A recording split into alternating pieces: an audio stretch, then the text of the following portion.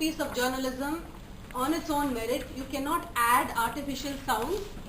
If it was not raining in the hospital, don't think you can make it more interesting by adding rain sounds that you downloaded from the net. So that would be lying. That would not be the true story at all. If it wasn't raining there, you don't have it in your story. You take Benazir Bhutto's death in Pakistan. When her body is being carried, if you play Shehnai music at the back, if no Shehnai music was being played over there, then it's your own edition. You're taking creative license with it. You cannot call it a true news feature, right?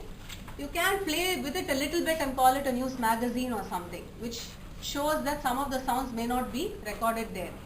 And the sounds cannot be something which alters the face of the story.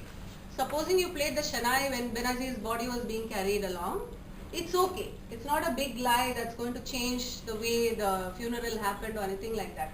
It's just adding to the mood. That's all you're doing. You're not playing with the facts.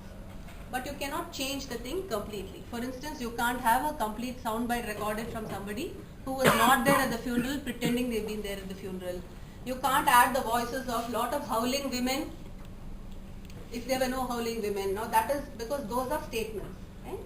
So you get the difference between natural sound that you can creatively use in the studio and what you actually record there. Any doubts about this? This is a huge issue with community radio. That's why I'm talking about it. Right? So using sound creatively means when you're doing these radio news features for each, it should be real sound, natural sound. You're welcome to use some mood enhancers, but you can't add false sounds which are factually completely untrue, which will change the nature of what you saw. Any doubts about this? And it introduces the location. And of course it provides the setting or the atmosphere or the ambience that you saw over there. So very often you will find characters, if they are introduced without natural sound, it doesn't give you anything. I mean, the person listening to the radio will have to follow very slowly the words that the character is speaking in order to understand who is this person. So if you have, for instance, you're going and interviewing a carpenter, it helps if you start with the carpenter's workshop sounds nicely and loudly, so the person gets a feel of the place he's entering. You're introducing the location, right? And if you're interviewing the carpenter there, it will make sense to have the voice, have the natural sound of his work going on at the back, rather than him singing a song or praying or something. If you're interviewing a carpenter and the feature is about what the carpenter is doing at work, make sure the work sounds are there. If it is an IT professional, the beeping of the computer, those terminal sounds of phone, mobile, all of those things while the person is speaking. You may think this is all very basic stuff, but if you actually play back and listen to your own stories, you'll see the kind of sounds, these sounds will be recorded, but the way you use them in the story will not achieve the desired effect. So introducing a location means you start with a natural sound before you enter the scene.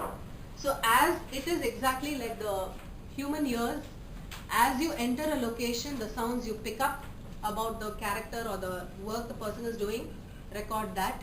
And then while the character is working, you record those sounds which fades under while you get his voice over. Don't record him in the kitchen or doing something else, unless you're going to say this is a carpenter who also participates in the Master Chef program, right? Or in some cookery show. If you go further down in the handout, all the difference between a pleasure-filled listening experience and sheer irritation. If you get very bad quality sound, your tendency is to just switch the channel or turn the radio off.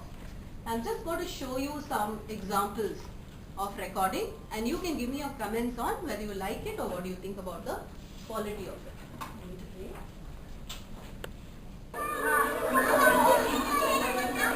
It's break time at Hekima Primary School. The girls are skipping and the boys are playing football and hide and seek games. No one would think 1 out of 3 of them are HIV positive. They look healthy and play like children in any other school. But there is one big difference from other schools. Here, no one discriminates against HIV positive children.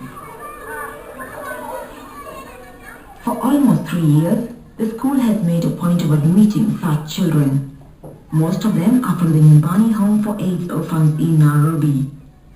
The headmistress, Mary Gishui, says she had no second thoughts because she believed Nyumbani children had the right to education. Nyumbani came to me, they found me at school, they told me they have children and they told me they are HIV positive and they have been refused to other schools where they go to. And I thought, these children, will they be alright mixing with other children? They told me there is no problem. I didn't even have time to think or go back and ask anybody. Just told them, yes, I'll take them.